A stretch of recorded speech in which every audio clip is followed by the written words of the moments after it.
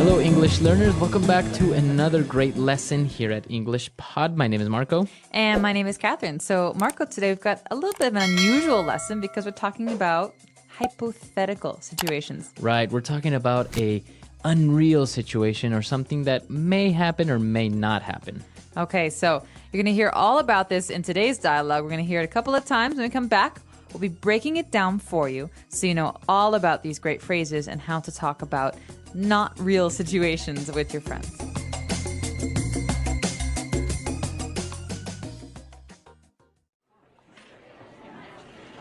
Okay, next question. If Eric asked you out on a date, what would you say?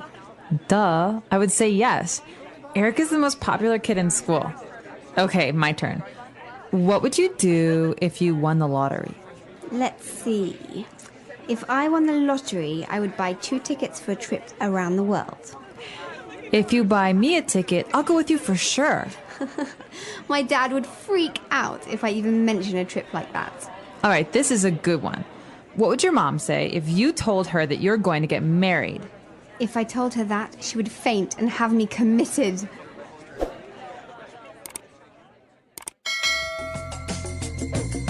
All right, so I think that was clear and, well, a very common situation. 2 teenage girls talking to each other about, boys and what would you do and da-da-da.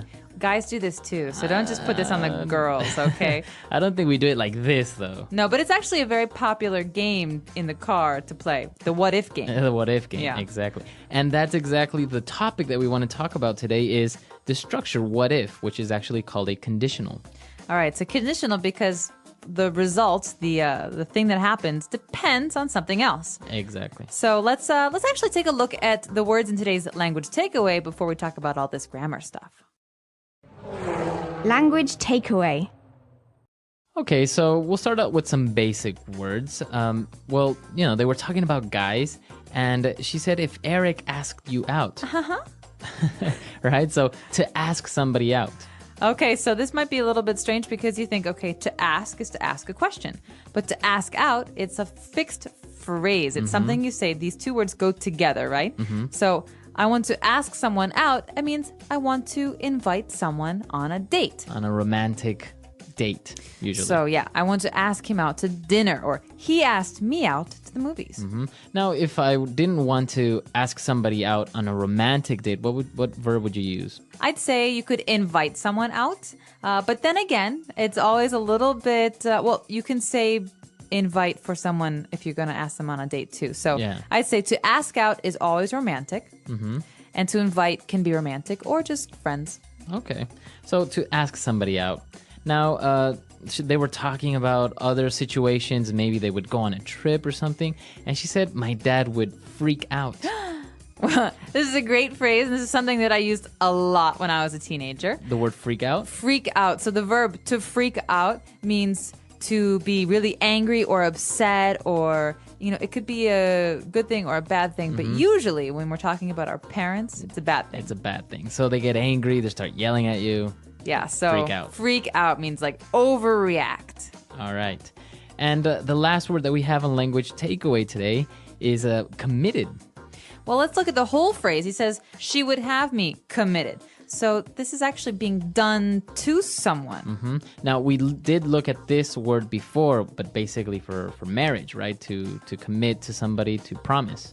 Yeah, but to have someone committed means that you're going to send them away to maybe a mental institution. Exactly. So this means they have psychological problems and someone else sends them to the hospital because they can't send themselves. Exactly. So it's always used to have someone committed, right? Right, because it's being done to them. They don't want it to happen. It's involuntary. Okay. So she had him committed. My mom's going to have me committed if I keep working 20 hours a day. Exactly. So that's the way you use it. And so now you have another way of using this verb. But now I think we should listen to this dialogue again. We're going to slow it down a little bit, and then we'll come back and look at this grammar focus that we want to talk about.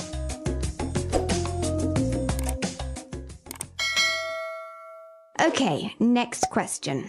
If Eric asked you out on a date, what would you say? Duh, I would say yes. Eric is the most popular kid in school. Okay, my turn. What would you do if you won the lottery? Let's see.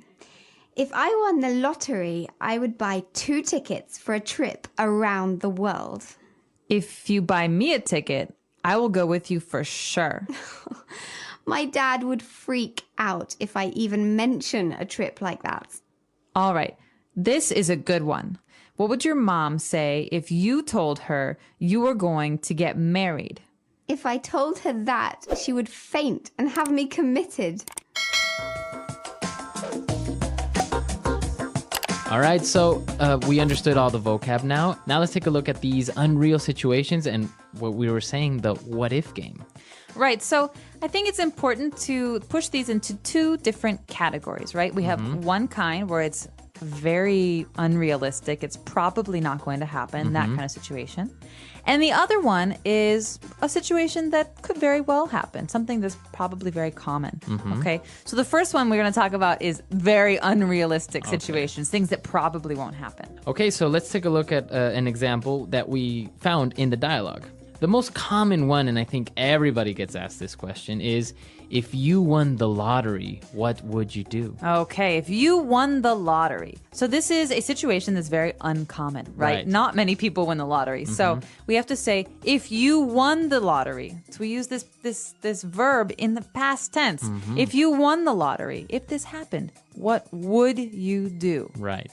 All so, right. Catherine, if you won the lottery, what would you do? If I won the lottery, I would buy a boat and sail around the world with my friends.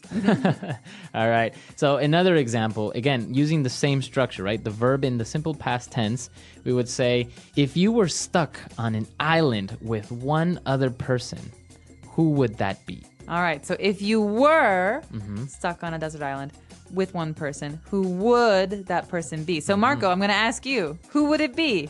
I think it would be an engineer or a scientist that could probably get me off the island. What about your girlfriend? No, well, that's the point. If I can get to her quicker. Oh, okay.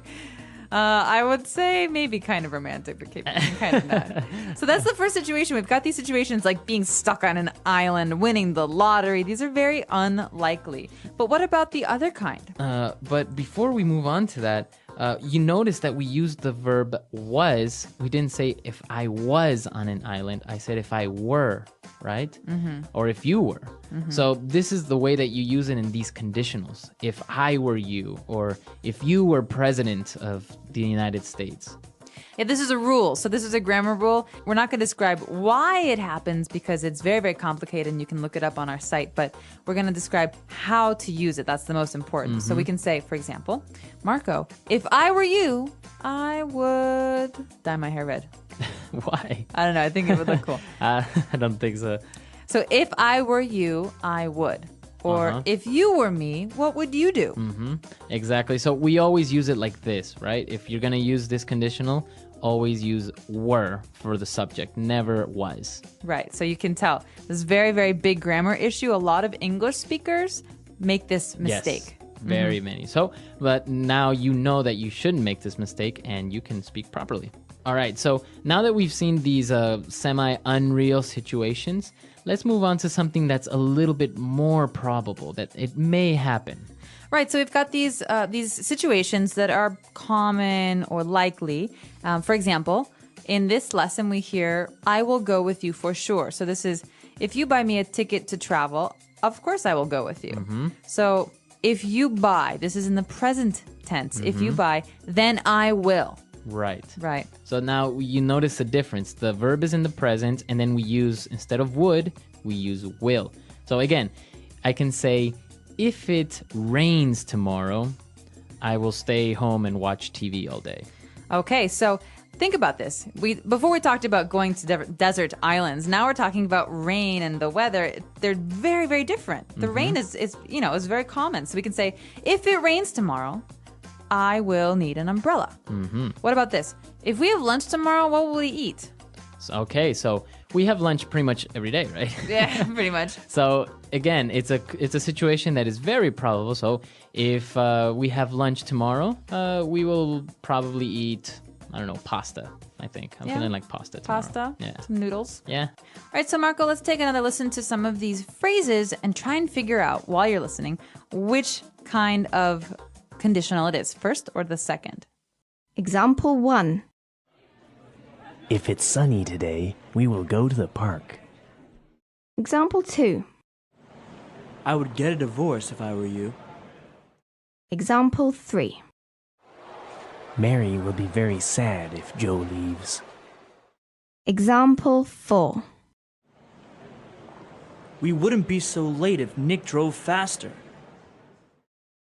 Very good. So we heard different examples, and the first conditional is the one that we mentioned is very probable, and the second conditional is the one that's not so probable. So they're very easy to distinguish. You don't really need to know the names, just know how to use them, right? Exactly. And so just remember, if you were me, what would you do? We've got these kind of pairs, these words that go together. And the other one is more common. It's if it rains tomorrow, I will bring an umbrella.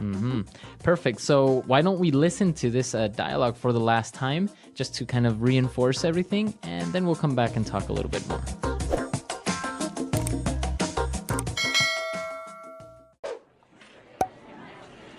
Okay, next question. If Eric asked you out on a date, what would you say? Duh. I would say yes. Eric is the most popular kid in school. Okay, my turn. What would you do if you won the lottery? Let's see. If I won the lottery, I would buy 2 tickets for a trip around the world. If you buy me a ticket, I'll go with you for sure. My dad would freak out if I even mention a trip like that. All right, this is a good one. What would your mom say if you told her that you're going to get married? If I told her that, she would faint and have me committed.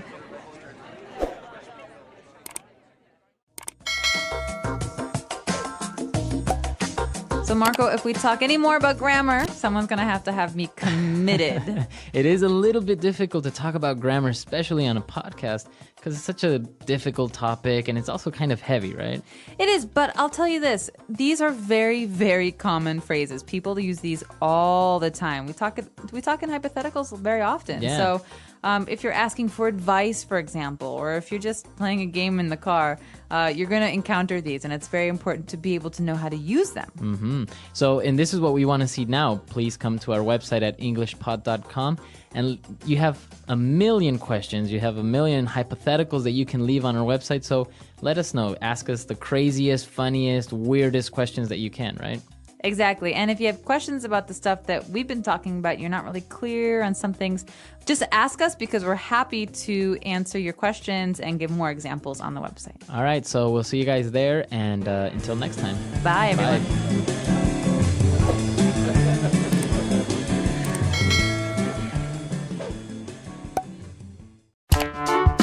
The English Pod Audio Review. Listen to the meaning, then say the vocabulary word. To be in the place of someone. Be in your shoes. To lose one's nerve, become suddenly anxious. Freak out. An instance of spending the night as a guest at another's home. Sleepover. To request a date. Ask someone out. Suppositional, uncertain. Hypothetical. Put in a mental hospital. Commit. Rumor or talk of a personal, sensational, or intimate nature. Gossip. To join in marriage. Get married. To have dreamlike musings or fantasies while awake. Daydream. A romantic meeting. Date. Let's try that faster. Suppositional, uncertain. Hypothetical. To To join in marriage. Get married. Rumor or talk of a personal, sensational, or intimate nature. Gossip. To have dreamlike musings or fantasies while awake. Daydream. To be in the place of someone. Be in your shoes. Put in a mental hospital. Commit. A romantic meeting. Date. An instance of spending the night as a guest at another's home. Sleepover. To request a date. Ask someone out. To lose one's nerve, become suddenly anxious. Freak out. Now say the word and hear it in a sentence. Ask someone out.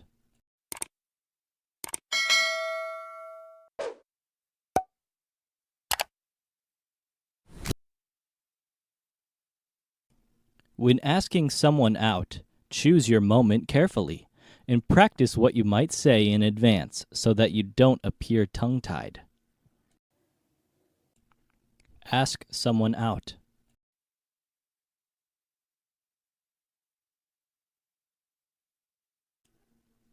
I heard you asked your new neighbor out on a date. Ask someone out.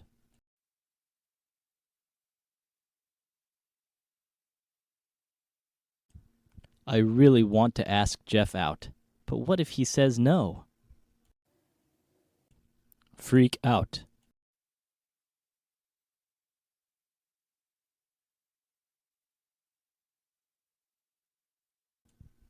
Oh my gosh. I'm going to meet Justin Timberlake. I'm totally freaking out. Freak out.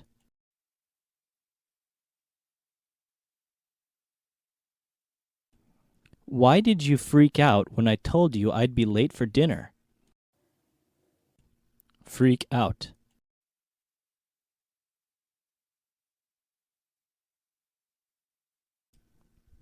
Don't freak out. We can solve this problem in 5 minutes. Commit.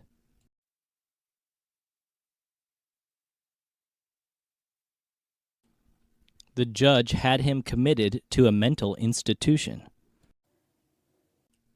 Commit.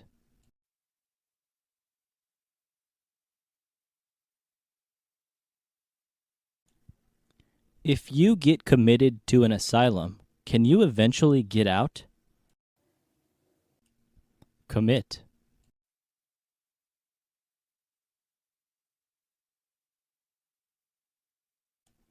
He was committed to 50 hours of community service for his crimes.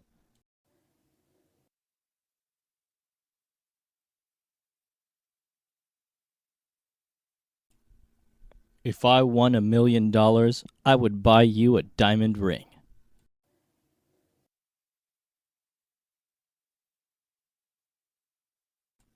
We wouldn't be so late if Nick drove faster.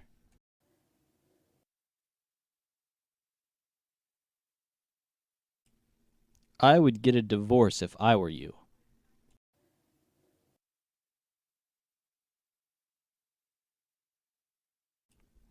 If it's sunny today, we will go to the park.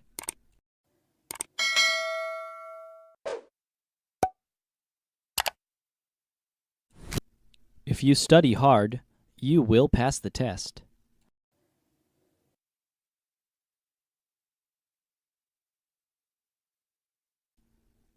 Mary will be very sad if Joe leaves.